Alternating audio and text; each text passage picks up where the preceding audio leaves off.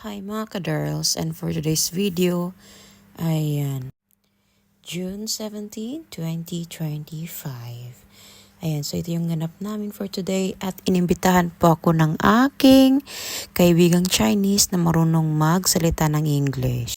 So in-invite po niya ako for today. Ayan, so pumunta po kami sa swimming pool kasi gusto doon niya mag-swimming kasi dito po sa hometown ng aking asawa, super init.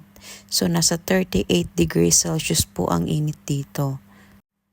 Ayan, so pumunta po kami dito. Ang entrance fee lang po dito mga ka-darls is nasa 40 RMB. So, whole day na po yan.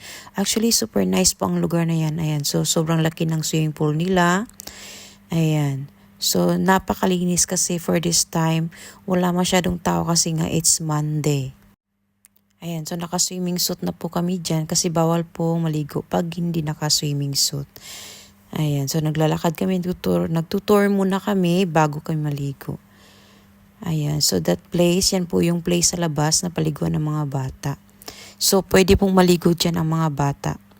So iba po ang place ng mga bata, iba po ang place for adult. Super laki po yan mga kadaras. Ayan, sobrang linis, yung tubig niya unlimited po siya. Ayan, so ayan si Inday Miles. Ayan, pa-dive na yan. Tignan niyo mga kadaras. O, diba?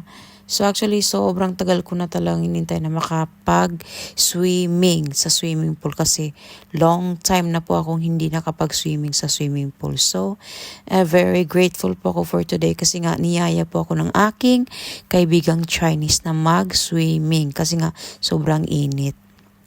Ayan. So, this time, nandito po kami sa hot spring. Ayan, nasa 38 degree po Celsius po siya.